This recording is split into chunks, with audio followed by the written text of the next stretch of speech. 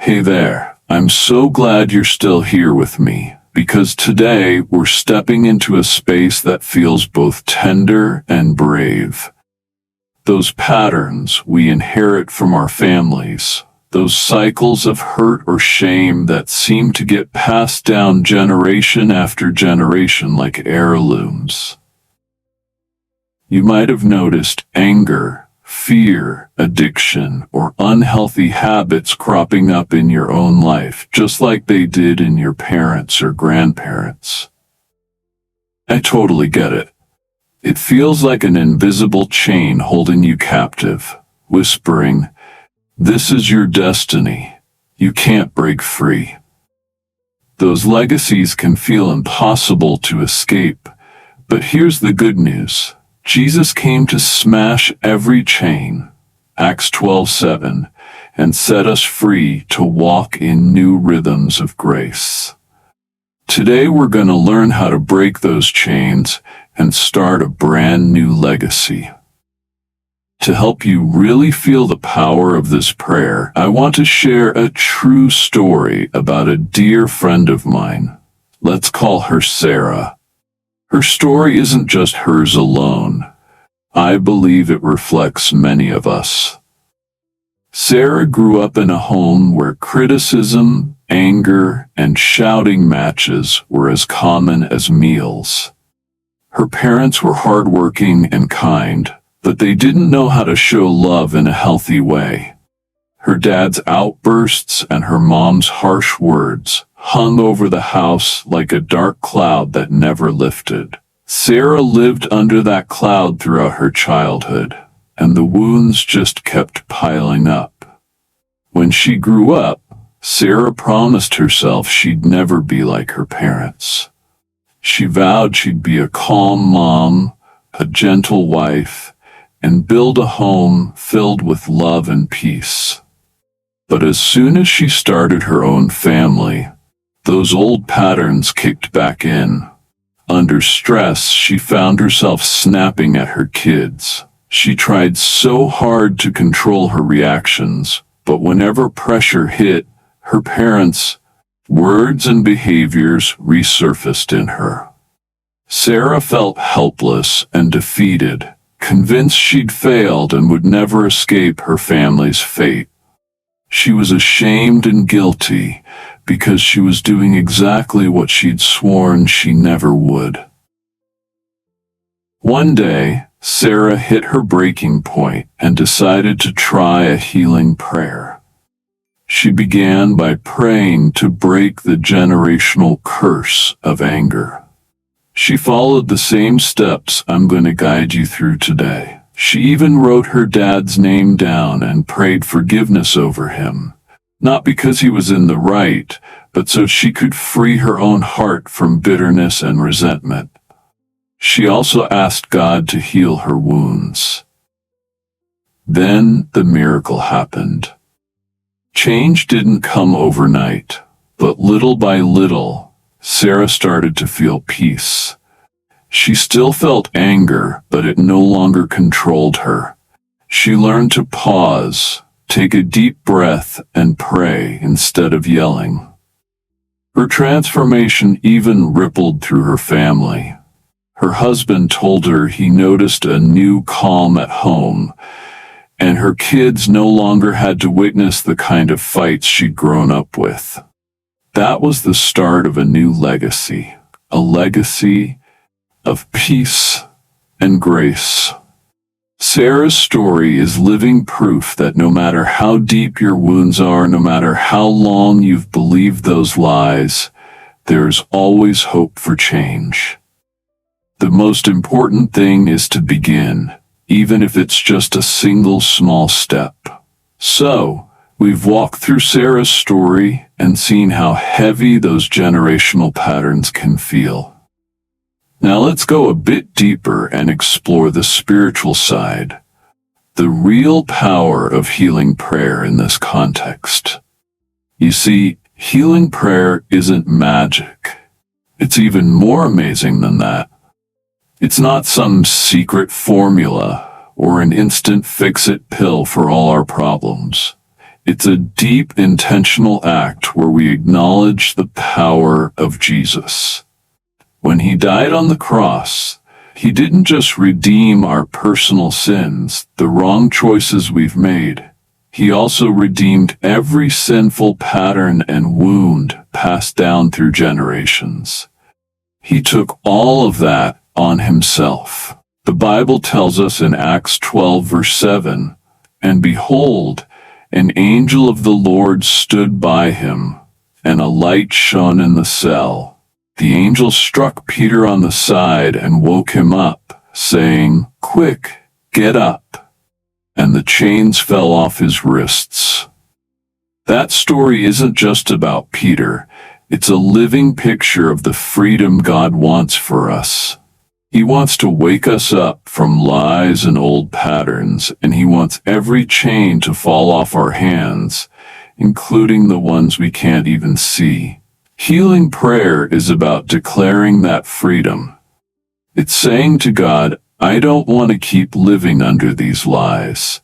I want to live in the freedom you've already given me." When you pray, you're not just asking for something. You're standing in the truth of God's word and declaring his victory over your life and your family. I have a friend who's a pastor. He spent years in ministry, feeling like he had to be perfect to deserve that role. He worked non-stop, devouring theology books and crafting flawless sermons.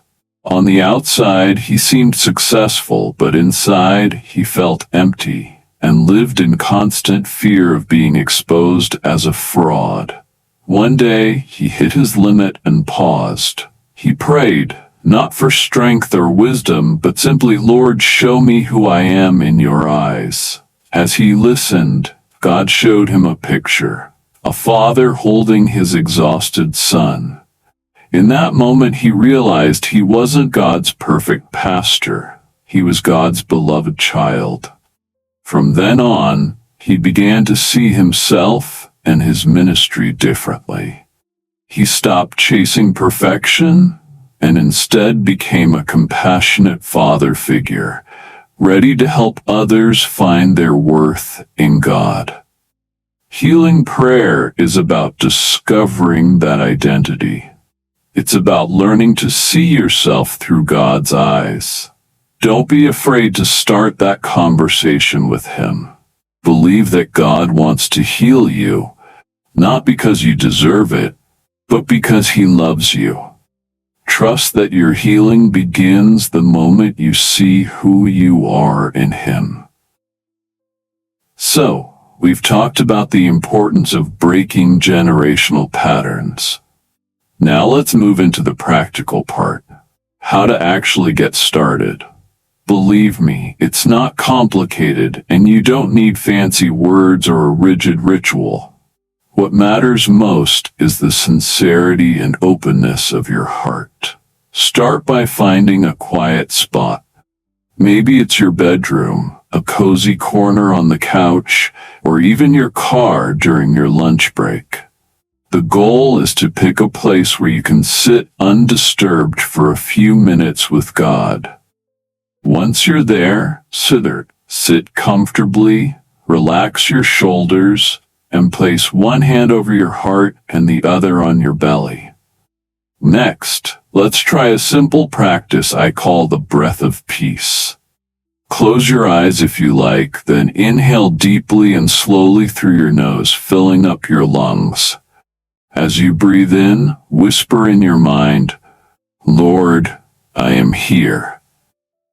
Hold that breath for a second, then exhale gently through your mouth, letting go of all the worries and burdens you've been carrying. As you breathe out, whisper, "Lord, you are here." Repeat this cycle 3 to 5 times.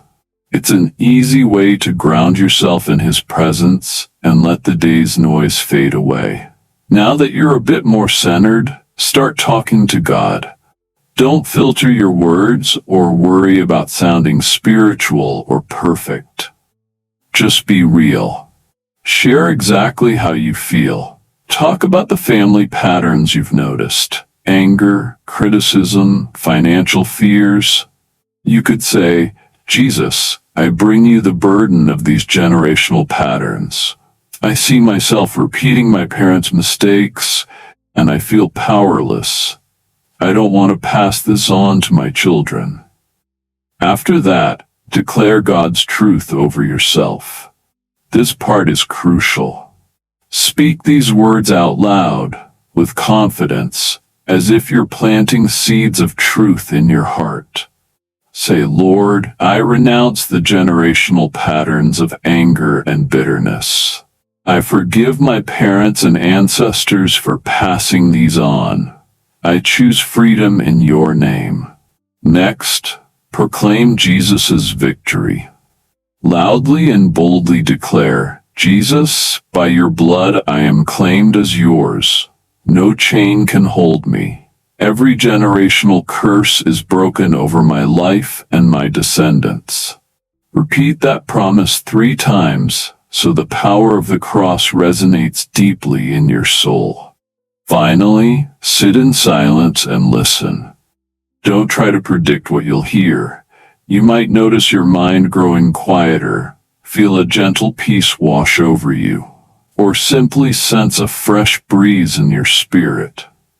That's the Holy Spirit confirming your freedom, that you're no longer bound by the past. This isn't a one-and-done exercise. It's a journey, a daily habit of bringing your true, raw self before a God who loves you unconditionally. With gentle persistence over time, this practice will start rewiring your heart and mind, replacing old broken tapes with a beautiful healing soundtrack of His truth. I know forming a habit can be tough. Life gets busy, we forget, and sometimes we get discouraged. That's totally normal. So here are a few simple tips that have worked wonders for me and many others.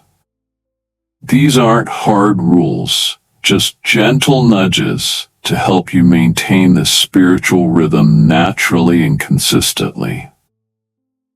First, try what I call mirror declarations.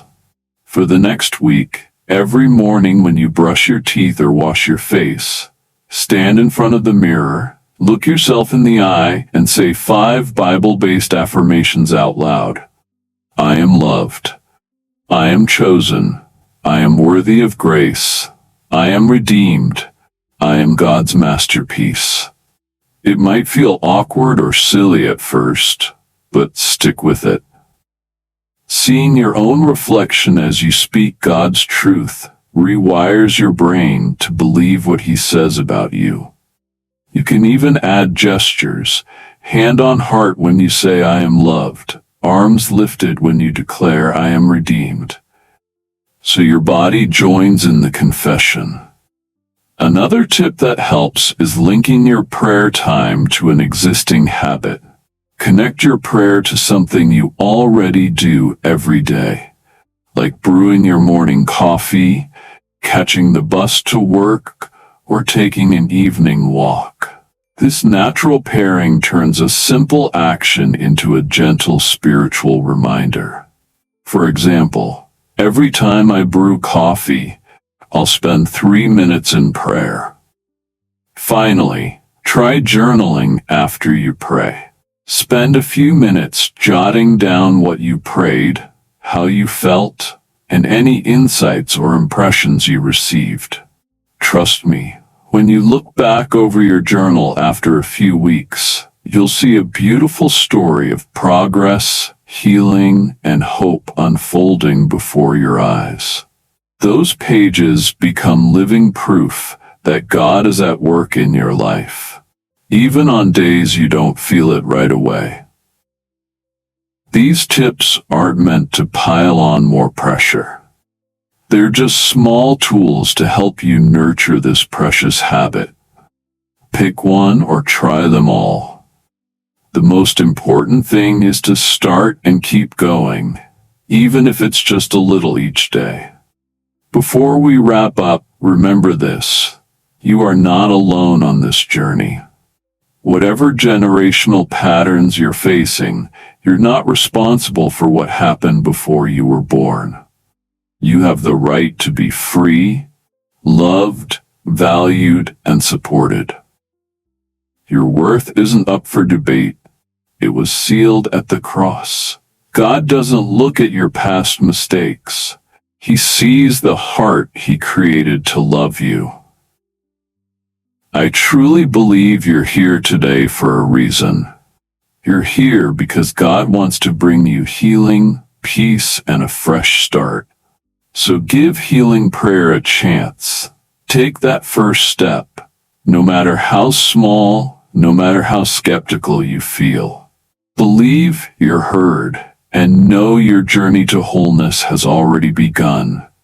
Don't let those old lies hold you back. If this video moved you or encouraged you, I'd love for you to hit subscribe and join our community here.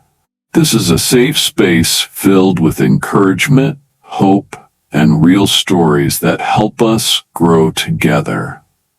And hey, drop a comment below telling me one freedom declaration you'll make today. I promise I'll read every single one.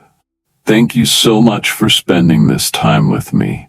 Until next time, stay strong, stay hopeful, and remember, God's healing is closer than you think.